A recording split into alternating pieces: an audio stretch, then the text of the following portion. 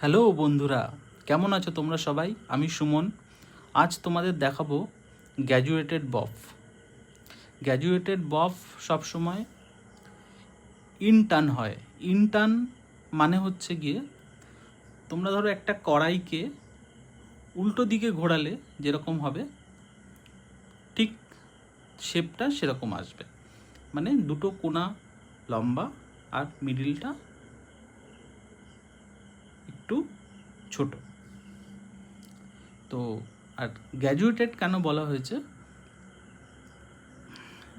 এই বফটার মধ্যে হালকা লেয়ার থাকবে। প্রথম সেকশানটা আমরা যেটা নেব সেটা আমরা ইনটার্ন টেকনিকেই করব, কিন্তু পরের সেকশানগুলো ইনটার্ন টেকনিকেই আমরা একটু হালকা 45 ডিগ্রিতে নিয়ে করব। সাইডেও তাই। সাইডে প্রথম সেকশানটা আমরা ব্যাকের যে ফার্স্ট সেকশান নিয়েছিলাম সেখান থেকে গাইডলাইন নিয়ে একটু ভেতরের দিকে টেনে করব, যাতে ফন্টটা একটু বড় থাকে।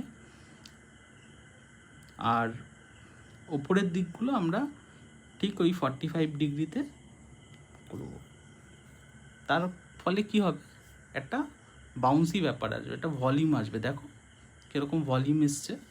যখন তুমি ড্রাই করবে তখন এরকম ভলিউম আসবে। সবাই খুব ভালোভাবে স্লো করে দেখবে। এটা আমি শর্ট ভিডিও বানালাম, অ্যাকচুয়াল টাইম পাইনি পুরো ভিডিওটা বানানোর, তো আমি শর্টে করে দিলাম। দেখো রেজাল্ট দেখো।